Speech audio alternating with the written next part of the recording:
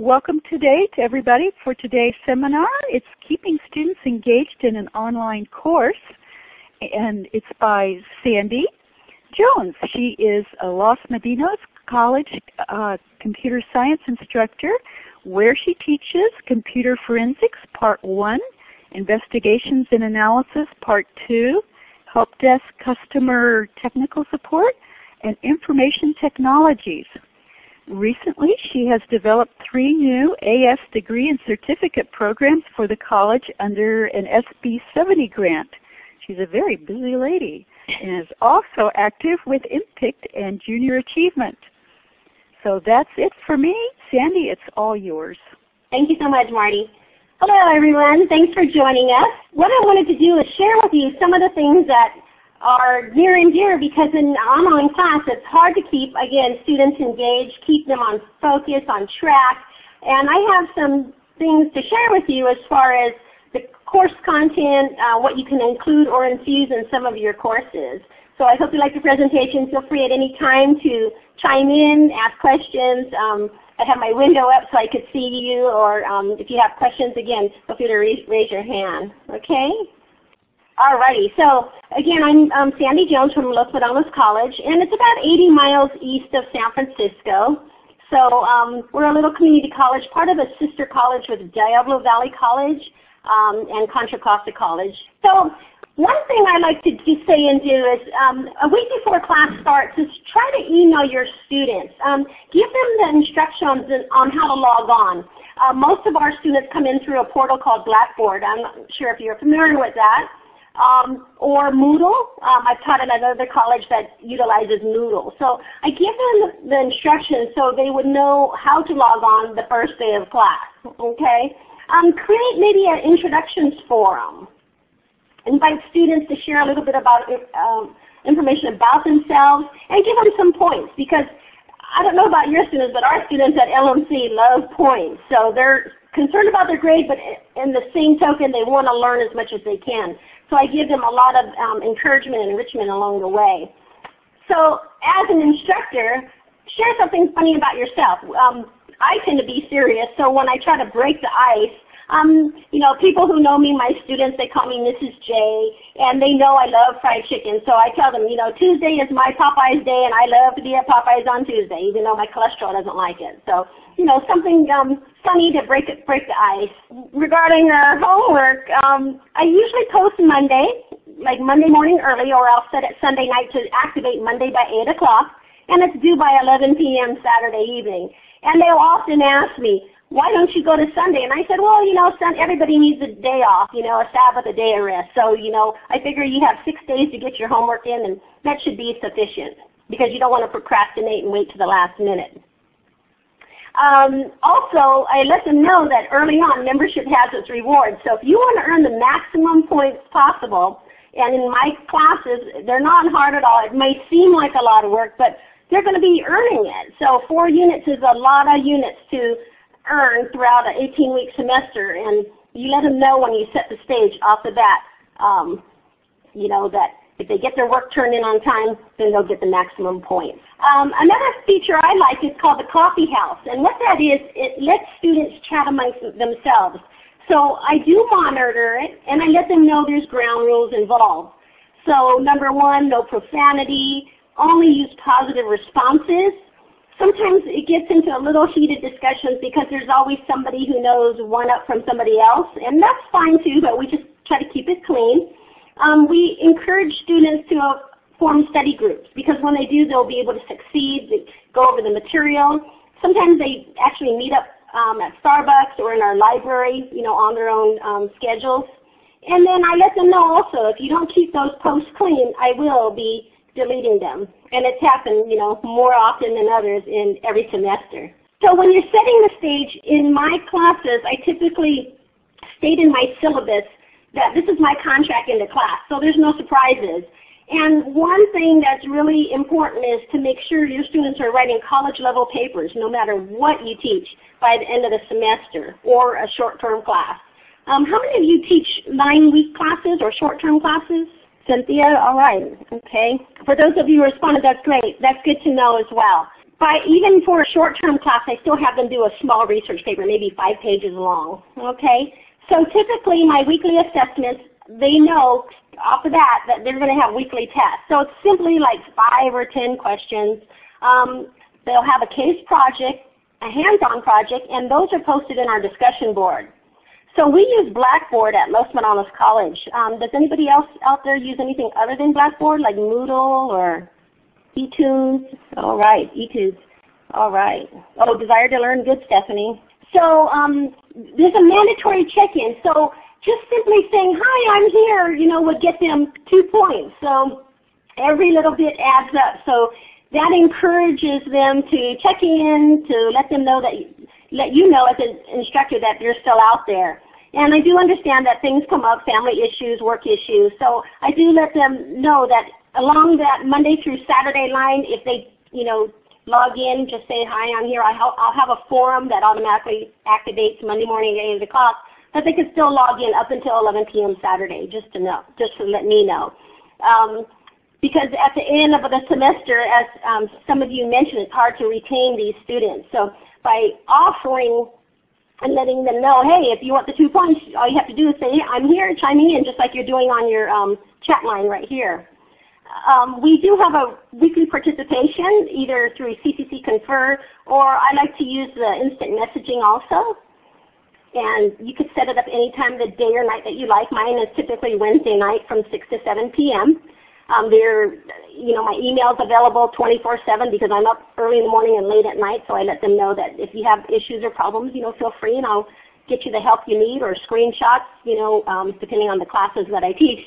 So a lot of times it's like Office 2010 problems or questions they might encounter, and especially trying to get that in for my, the homework deadlines. So, and Carol, in Blackboard, I just create a forum. And I'll say participation week of, for instance, April 15th, right? Then that forum stays open and activated to 11 p.m. Saturday night. So anybody that tries to log in afterwards, it won't be there. Is the weekly chat optional? It is because of the fact that the way my course is designed when I wrote the curriculum, that was a component. And in order to pass the curriculum committee, and you know how stringent that is, we did have to, require, especially for these classes that I teach, mandatory chat.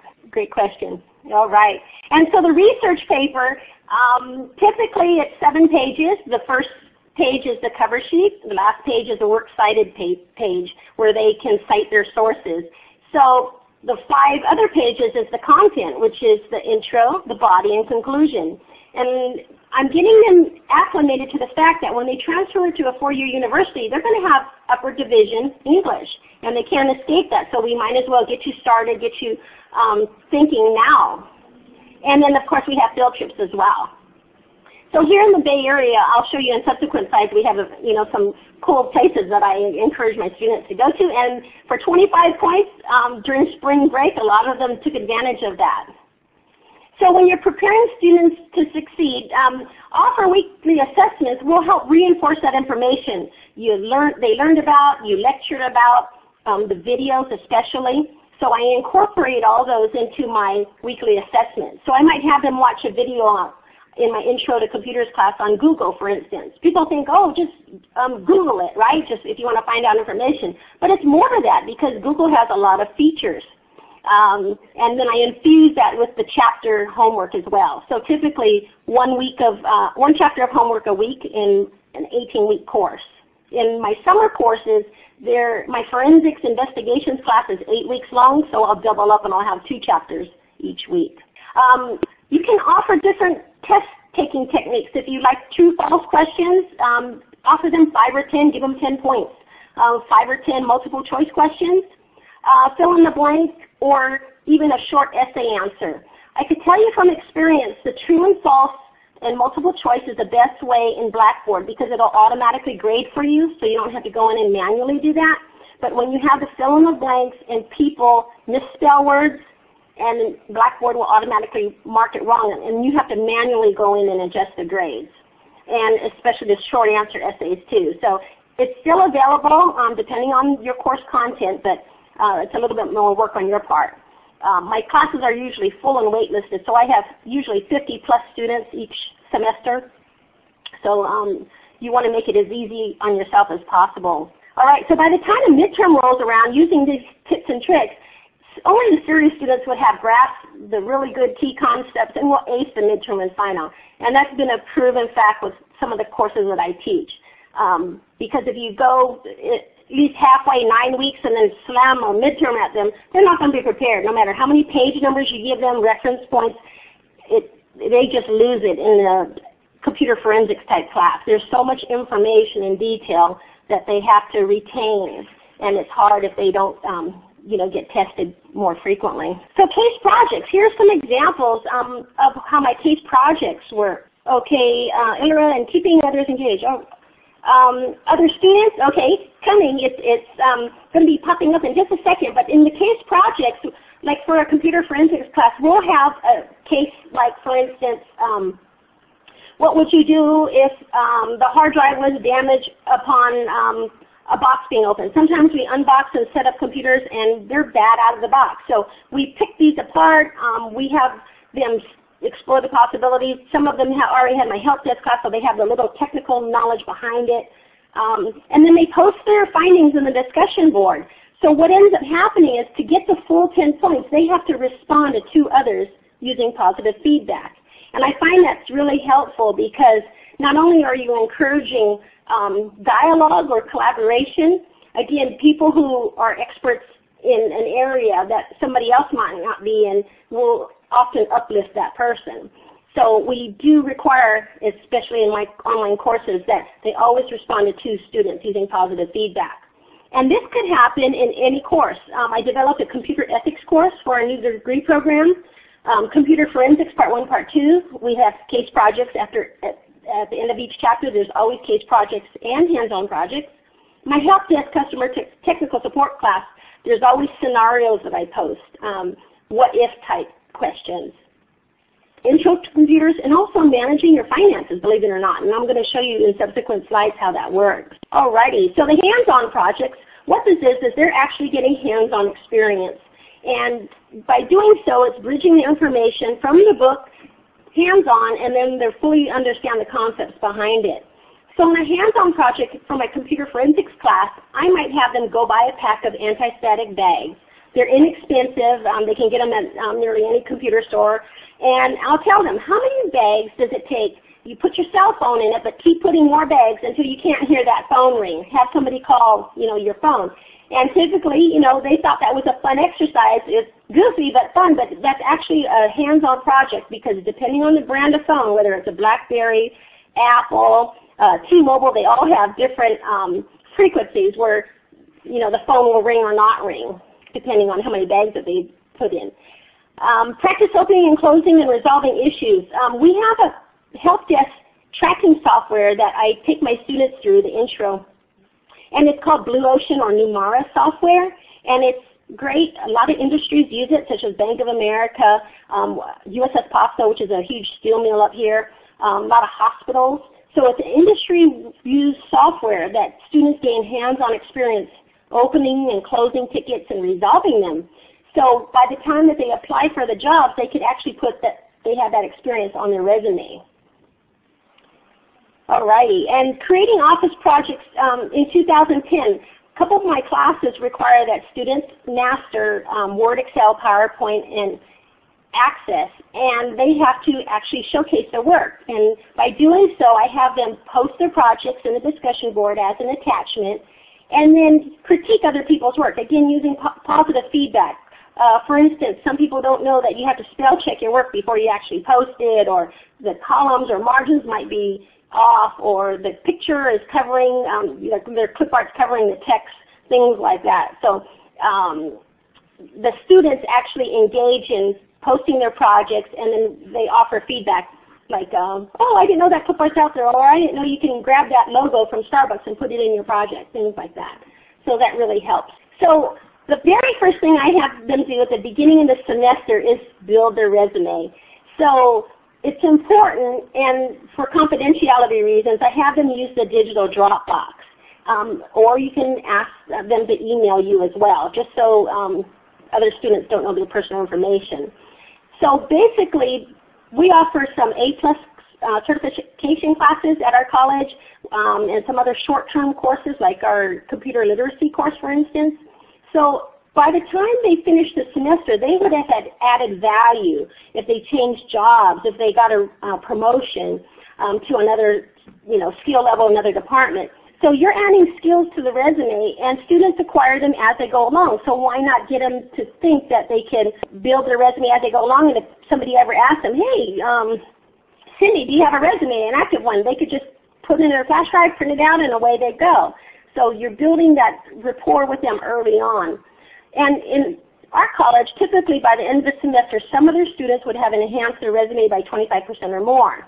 And even in one of my textbooks I found in my computer forensics, they require a resume as part of a hands-on activity. The mean age of my students, Cheryl, I'd say are about 25 to 30 range.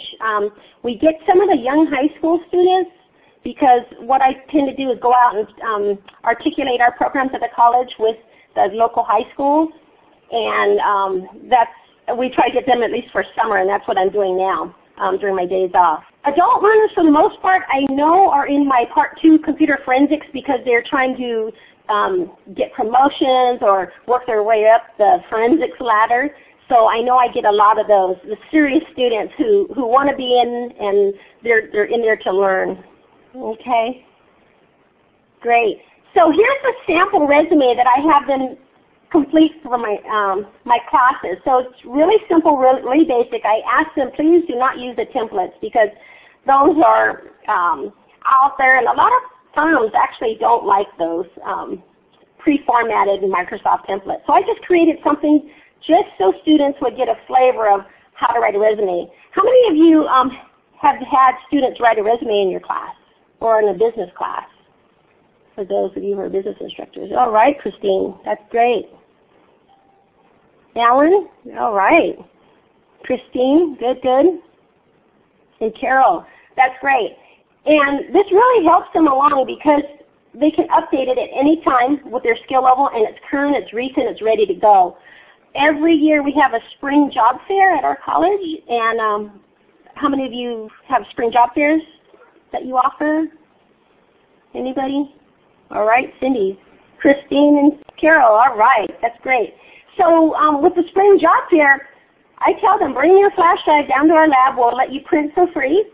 Print about 10 or 20 resumes, and we have actual employers that come on site to offer our students jobs. One of the classes that I teach is a help desk customer technical support course. They're local. They're 5 minutes away from campus, and the recruiter calls me every year. Last year they hired 49 of my students during the spring job fair last year, and then during Christmas break I got a call to say that they needed 30 more students. So $14 an hour, they didn't have to have a degree, but as long as they completed my help desk course, that's the type of relationships we like to build with our industry partners and advisory board. Getting our students in and out and getting a job, okay? So, and this is great because my continuing students can pursue their AS degree and complete that while still being able to work. Pearson VUE recently joined, so that's why they expanded the educational partner. And you might say, wow, 49 jobs on 30? What it is, it's a big help desk, and they service American Medical Response, which is the ambulance company. They service T-Mobile and Pearson Learning. So if you're an instructor who uses Pearson and you call for technical support or some assistance, you might be calling up here to Antioch, California, where I'm located. All right, Melissa chimed in, and City College offers an online class on how to go through the job hunting process. Great. That's good to know. Learn 62. It's a good course. And I work with the INPIC folks, which is out of City College near Cloud Hall Science Building, so this is good to know. Maybe I could look into that as well to see what they have to offer. Great. Thanks for sharing with that, Melissa. So again, that's the resume. And while you're giving that lesson to them, how about teaching them how to boost their vocabulary? Action words are so important, and these are these buzzwords that employers like to hear. So one of my advisory board members is on eBay's management team for the IT department. And it's interesting to hear from them when I ask them, what does it take for my students to get a job at eBay or Kaiser, which is our HMO up here in this area. And they said they'd like to see people who have good vocabulary, good diction. And so these are some of the action words that I stress upon my students to use while writing their resume. And also action adjectives and adverbs to wow readers. The big buzzword these days is to innovate, right? So what have you innovated, or what can you innovate, is something that I ask my students. One of their projects that they do, a group project together, is to design or develop a new technology. And if you can't do that, then you take something that's existing and modify it. Like, how would you make that Apple iPhone smaller, better, faster, or the battery life better? So these are types of things that you can share with your students to innovate, be innovative, and put that on their resume too, because that's a great buzzword to have. So students can actually sharpen their skills by utilizing the reference books, and this could actually enhance vocabulary and having them write effectively. Dictionaries, a thesaurus, and they don't actually have to go to the book. They could use it online, because in Word there's a thesaurus in the review tab. And I tell them off the bat, when you're writing papers, if they're not comfortable with the words that they're using, check out the thesaurus, okay, to see what other words that they could use or synonyms. Reading online technology news and magazines, as well as ebooks. I'll put articles out there from Technology Week or Information Week, different journal articles that are written by college professors to help them understand and, again, sharpen their skills, not just their ability to read and understand, but their vocabulary as well. And then practice spelling entire words out. I tell my students, if I get an email with abbreviations, I'm not going to answer you. And it's not to be mean or anything, but it's to getting them off of the OMG, LOL, BFF, all these little acronyms that they use. So, and they really enjoy it too, because it forces them to develop a vocabulary and be able to spell correctly. And then as well as identifying problems, gathering information, and developing possible solutions for me to evaluate and critique them. There are times that I pose problems out there and I get a simple response, like a one-liner. I said, oh, no, I want like 1 or 2 paragraphs. Give me some beef, give me some meat behind your, suggestion or your solution. And so this really helps, especially in the case projects arena. Great, yes. Issues and controversies are good to involve students in the subject matters. And CQ Researcher, I'll show you in a subsequent slide, is what I refer my students to. So thank you for that. Every class that you teach, you can possibly assign them groups, okay? So it's not hard, just randomly assign people into different groups and have them build a PowerPoint project to promote the team building skills. And so, for instance, if you were to design and develop ideas, you could do it for Intro to Computer class, a help desk course, or a new emerging technology. And how you would go about doing that is they would, at the end of the semester, after reading 12 or 13 chapters, be able to pick apart each chapter and then bring it to life. So for a help desk class, for instance, I might say, design your dream help desk. You have no budget, money's no object, you have the tools, technology, so they go through each chapter as a group and then maybe design a 20-slide or 25-slide PowerPoint presentation. And it encompasses everything. So budget, management, hardware, software, all the things it takes to build a help desk. And I tell them, ergonomics is important too. Remember that in Chapter 10? You don't want people going out on disability on you, so make sure you have ergonomic chairs, mice, keyboards, everything. So that helps reinforce not only the reading, the chapters, the information behind it, but it's also fun to put them in a group where they could collaborate together and design their dream help desk. So other enrichment projects throughout the semester you can offer as well. I never liked the term extra credit, probably because I never got any when I was in college myself, but it was also always fun to learn other things from other people. So I always say that, well, if you offer enrichment, then somebody can enrich somebody else's life. Oh, Cheryl chimed in saying, have you ever thought of using VoiceThread for the PPT so that other students can also contribute? No, we haven't used that, but that's a great suggestion. Thank you, Cheryl. That's a good, I've heard of it, but we haven't incorporated that. But, you know, hey, summer's coming up, so maybe I could try that out. So if you can offer enrichment throughout the semester, you know, give them 5 or 10 points here and there, that'll help them as well. Don't consider, again, extra credit like critical, because if they're thinking about the grade, the serious students who are interested in learning and will do good, they can actually take you up on the enrichment, okay? Because not only would it help their grades, but it is also helping others understand the material as well. So have them create charts or tables in Word, for instance. Put a topic or subject up and have it worth 5 points. Create special graphs in Excel. Other than pie chart or bar chart, I want my students to get the experience of using the tools in Excel. So for my finance class, I might tell them, okay, use a scatter chart or a donut chart. These are charts that are not known to most people because you don't see cone charts and donut charts and all the other things. So that's why I'm very specific and picky about those types of assignments, because it is specific to get their hands-on experience. And again, they must present their findings to classmates in the discussion board by posting it to other people using positive feedback. So here are some suggestions for Office 2010.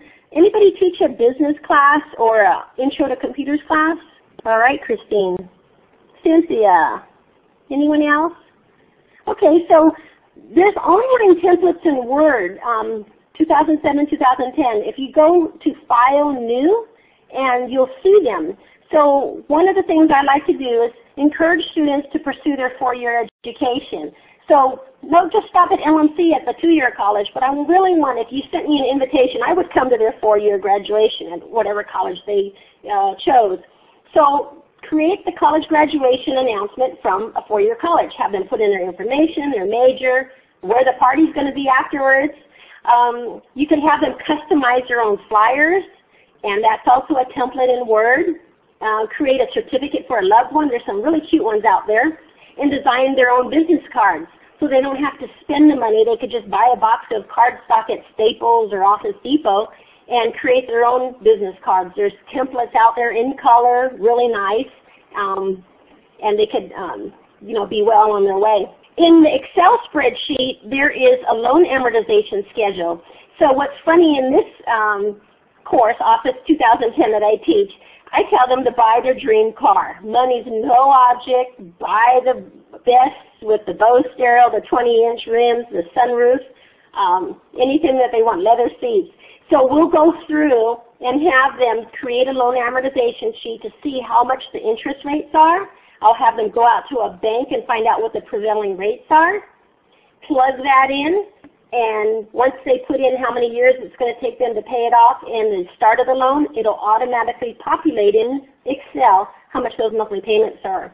And at any given time, if they can't afford it, they could tweak the numbers and it'll automatically change the spreadsheet.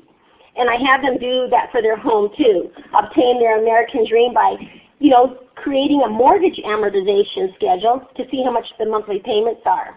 And I always tell them, consider that there's no insurance or taxes, like the property taxes, so you have to also account for that as well. So these are some great hands-on projects. So this might be an example of a template that they used in Microsoft Office Word. If for Isabel, she could put her picture there, and she could create her 2012 San Jose State University graduation announcement. So something as simple as that. If I have them create 3 flyers, like a grad announcement, and then some flyers that might be worth 20 points. Payments on the dream car. So this is what a loan amortization schedule looks like. It is a template in Excel.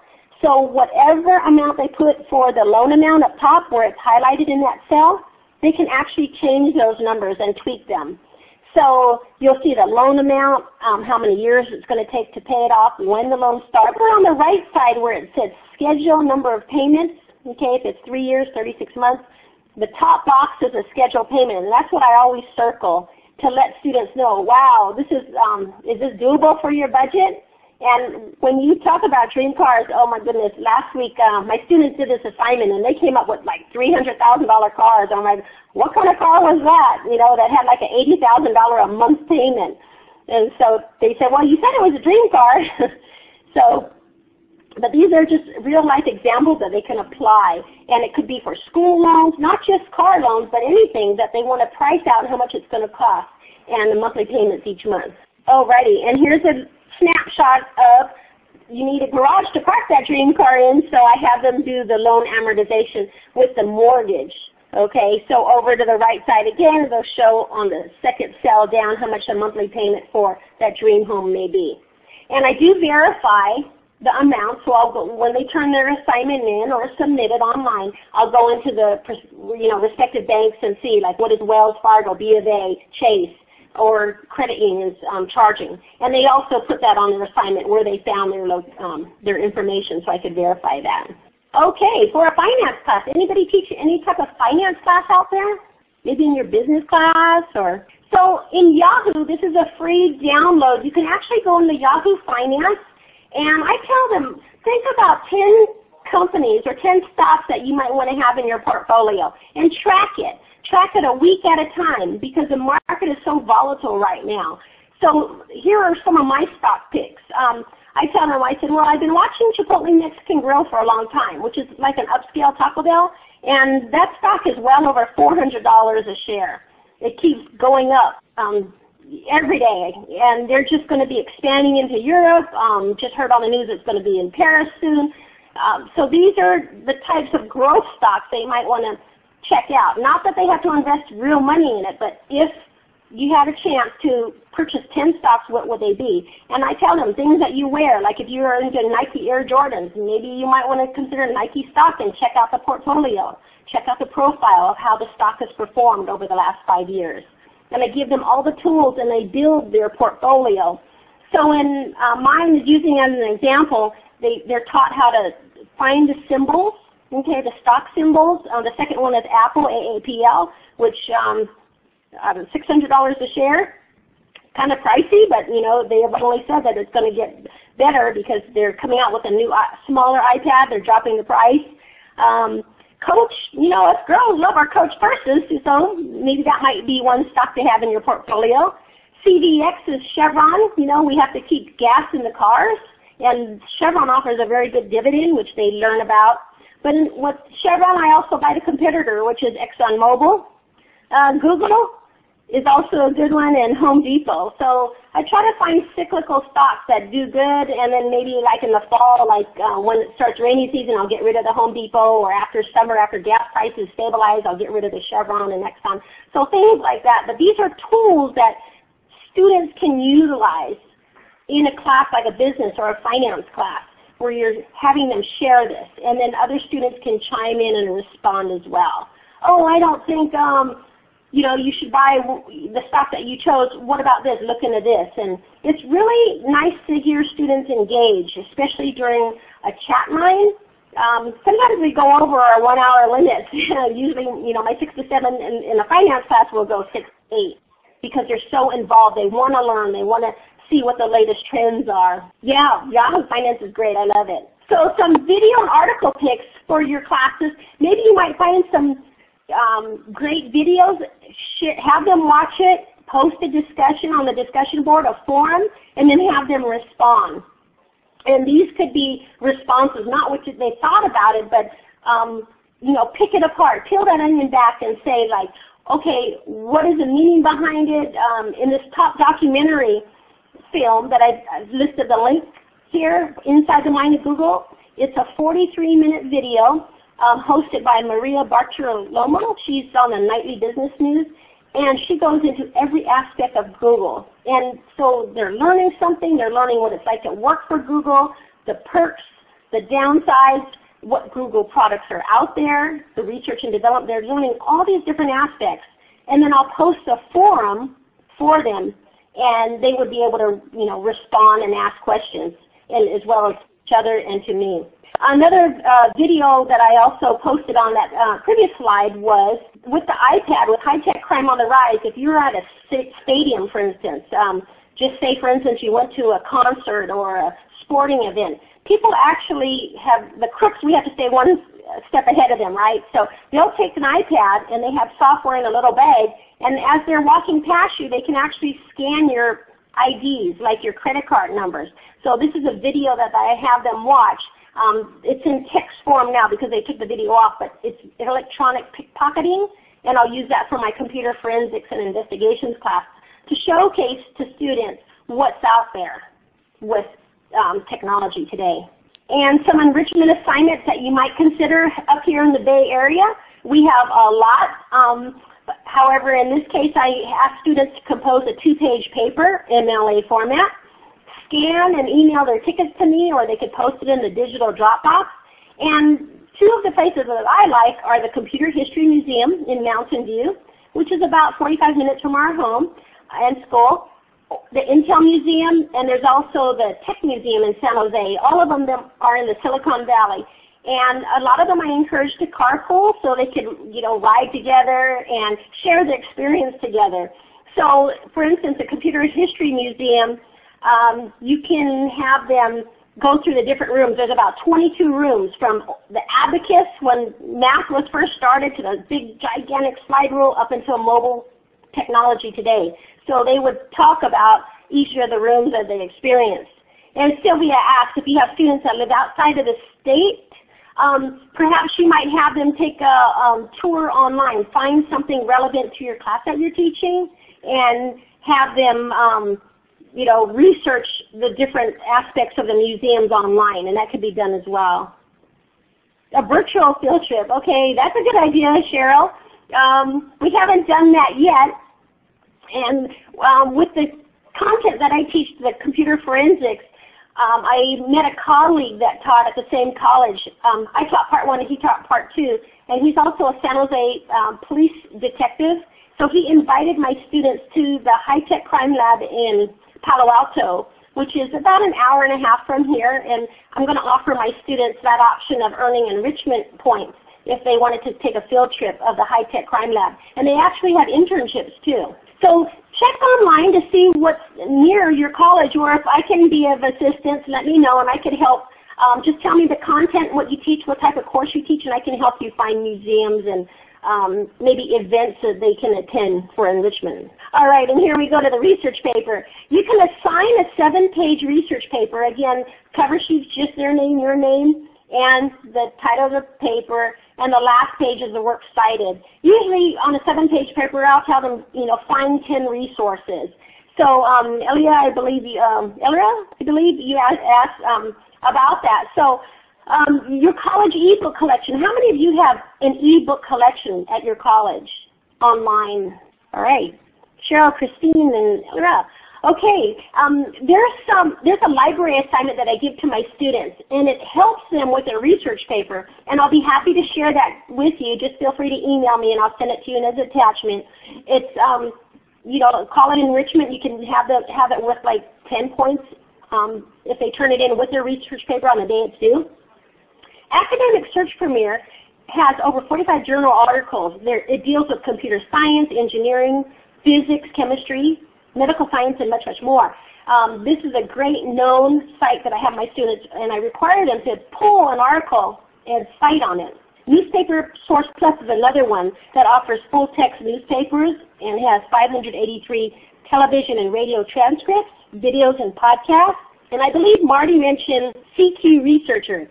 That offers single hot topics and issues each week. So again, if any of you would like that handout, I could share that with you. Simplify your grading. When I ask my students to write a research paper, I do grade it. I do verify their sources on their MLS, format and their works cited page. But there's a product called Turnitin.com. Is anybody familiar with that software? All right, Cheryl, Christine, Cynthia.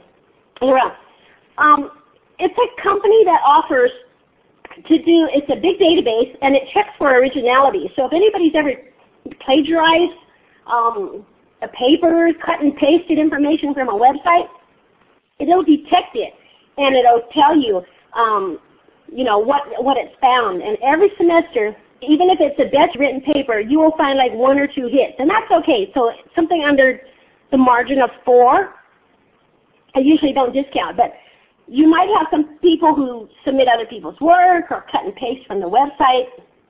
It comes up on Turnitin.com. And I think the software is about $150 for 100 submissions.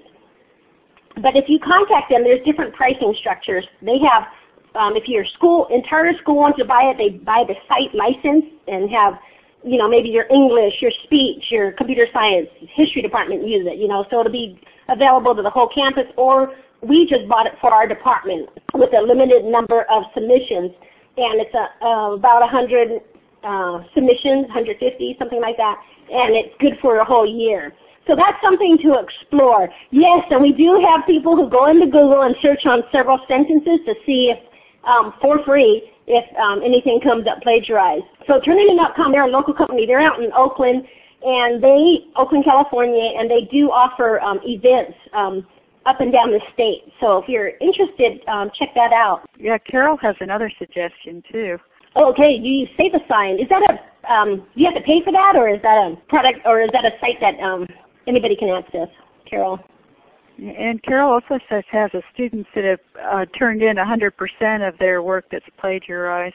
Yeah. She says, it's with Blackboard. Okay. We'll have to see if our site license covers that. I'm not sure if the college pays for it, but it's part of the grade book. Oh, okay. That's good to know. Thank you, Carol, for sharing that. So feel free to jot down my email. I don't use my college email because they only give me a limited amount of space, but my email address is inspireyoursstudents@gmail.com. And I'm going to open it up to questions for you, questions and answers that I can help you keeping those students engaged in your online course. And while we're waiting for questions, I'm going to go ahead and flip up the evaluation for this seminar. And I know it says setting up help desk, but we did change the name. Sandy did another session in on a different topic. But I will flip that up, and it'll come up on your computer. So just fill it out at your leisure. I promise it'll only take a few minutes of your time, and it gives us a lot of feedback how well it worked for you and what other topics you'd like to hear about. And Carol's got a question. Yes, Carol.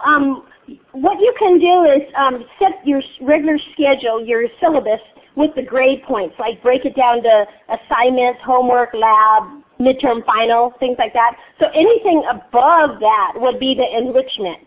And how I factor mine is if I was offering 500 points max for my class, say for a short-term semester, 9.5-week class, anything above that 500 is going to get that student an A.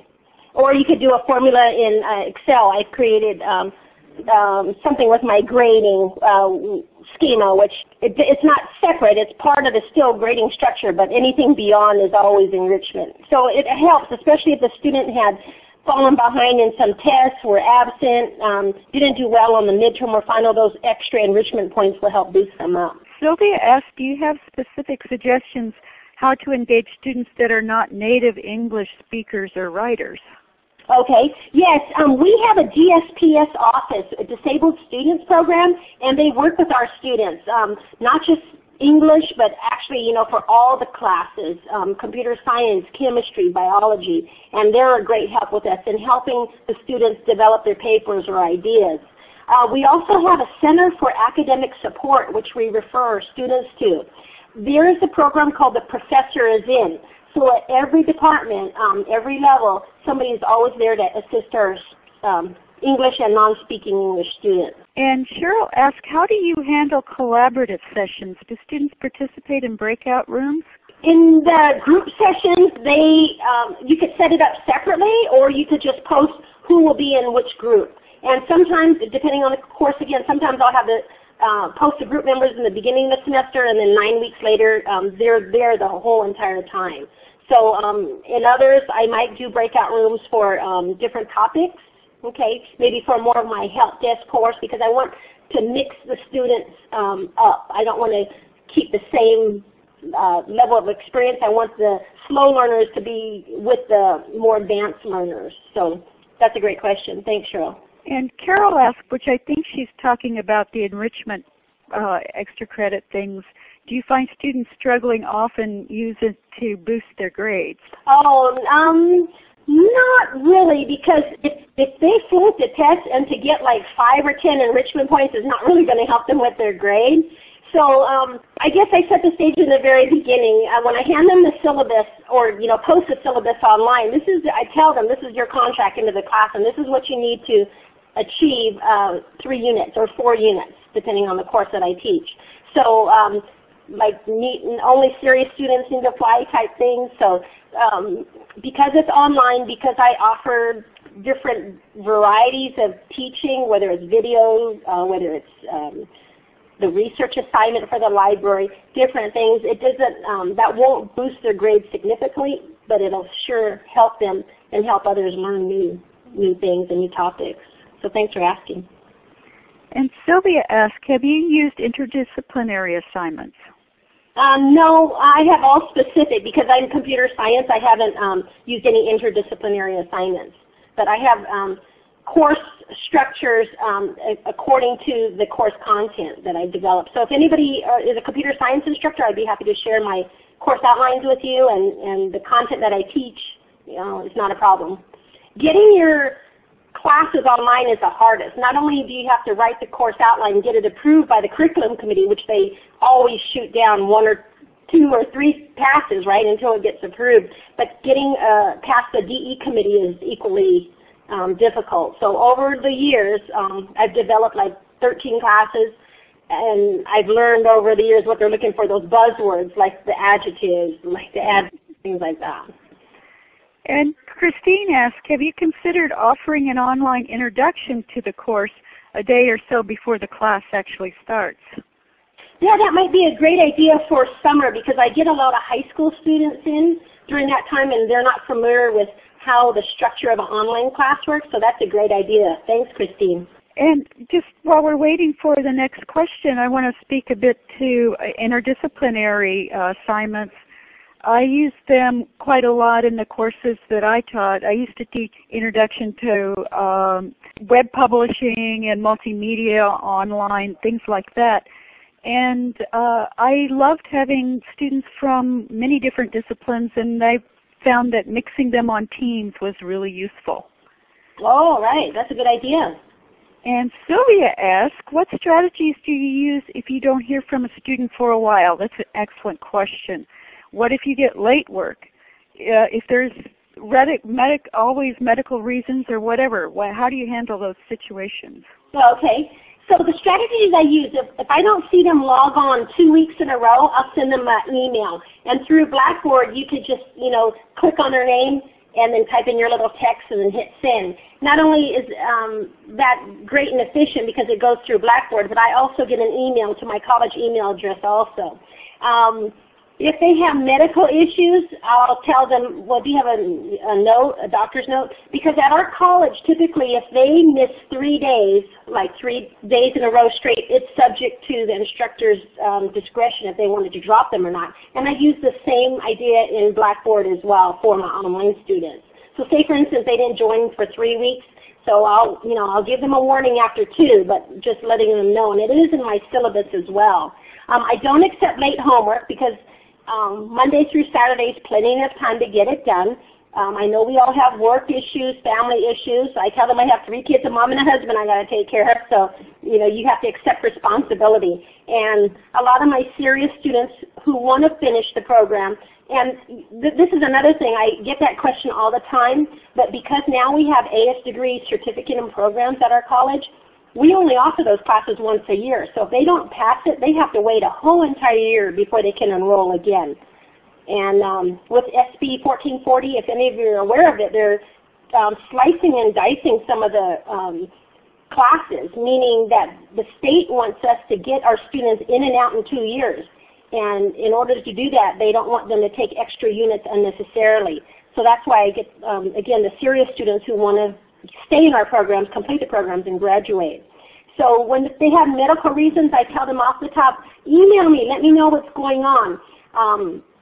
But typically work is due Saturday by 11 p.m. And you'll see at 10:59 people are submitting things like crazy into the digital Dropbox or posting in the forum before it gets deactivated. Okay, if you get students who don't appear for days or weeks, and I get that too, what you might want to do is we have a system at our college called Early Alerts. and it's from our admissions department, so you might get a roster, and they send out letters. They have pre-formatted letters saying, oh, you haven't been attending computer forensics, and is there anything we could do to help? So there's things that through the college that they offer too, and it's called early alerts. I think a lot of the community colleges offer that.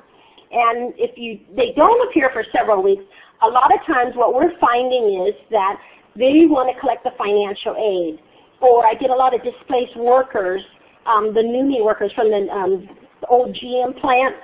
They're getting retrained, but if they don't come, but they're still collecting the money, that comes into play. I don't know why they do it, because financial aid has to be paid back, or with the government military GI Bill. My students tell me, oh, by coming to your class, I get like $1,400 a month because this is a 4-unit class. And I said, well, you have to complete the work. You know, that money will have to be paid back if you don't complete it. So I don't think they look at the whole picture, the whole scope, because they think it's a good thing that they're getting the money, but you know, if they don't finish it, they have to come up with that and pay it back later. Thanks, Carol, for joining. Yeah, I think we're just about out of time. I want to thank everybody for coming. And Sandy, you've given us all a whole lot of great ideas. I really appreciate your thoughts. Thank you, Marty. Thank you, everyone, for coming. Feel free, if you have any questions, I'll share the slides. You know, feel free. You can use those as a guide, or I'll share the library assignment with you as well. Thanks, Christine.